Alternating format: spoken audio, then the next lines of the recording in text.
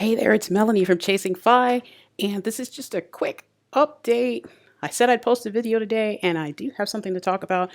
So, here we are. Today, I'm going to talk a little bit about how we are saving money on our groceries by having a garden. Now, this is something that I've talked about in the past, and I don't care where you live, you can grow something.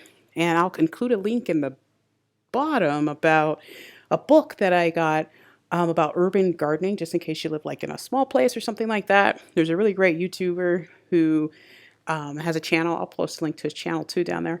But we are definitely trying to save money just by buying local and growing a lot of our own food.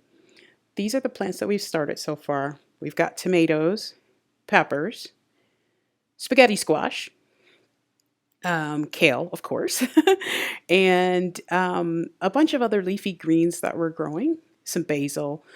Some things haven't come up yet, so I'm going to try again, put out some more seeds.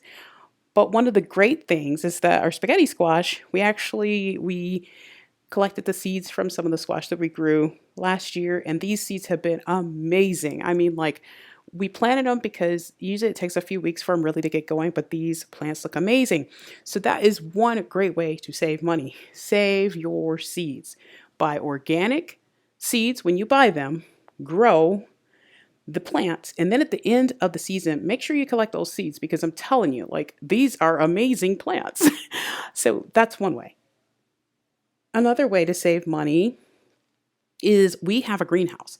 So because our growing season is a little bit short, usually you want to wait until May to plant here, most things, unless you're growing something like kale or whatever, because the weather can be a little finicky. And because we live in a place where the elevation, I mean, like, they'll tell you, like, if you look at charts and things like that online, they'll say, hey, if you live near Ogden, Utah, you can start planting things at such and such date. But we live in North Ogden. And to be honest, even if you live in different places in Ogden, in the city, it's different because of the elevation. The elevation's so different. So it's really hard to say when you can start planting things here.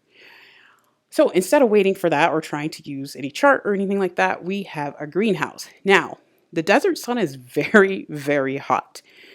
Initially, we were going to have our greenhouse out front of the house, but we can't keep it there because even on cold days, like if it's 25 degrees, the greenhouse gets up to 100, over 100, and we really want to keep it between 70 and 80 at the most.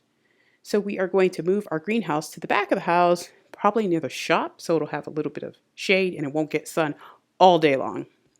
But we are going to start growing some of our leafy greens that can handle the colder weather in the greenhouse.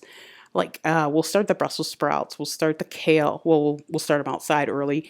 But we also will be setting our tomatoes outside so they get a little, they get used to the air, and then we don't have to harden them off, and they shouldn't have as much of a shock when they go into the ground because we'll let them spend like 2-3 hours at least outside in the greenhouse on warmer days.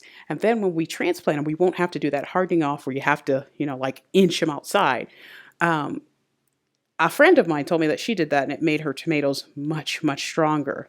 So we're going to try that this year. And with the greenhouse, it should be super easy because we have tried something like that in the past, but we get pretty bad winds here. And the tomatoes didn't like that.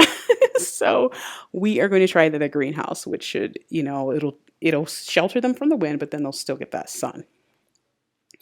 In addition to the plants, we are buying local, our beef and chicken from the ranchers in our area.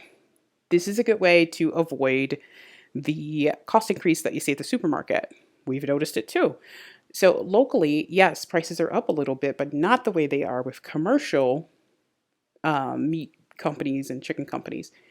So look into local sourcing of your meat and chicken if you eat that.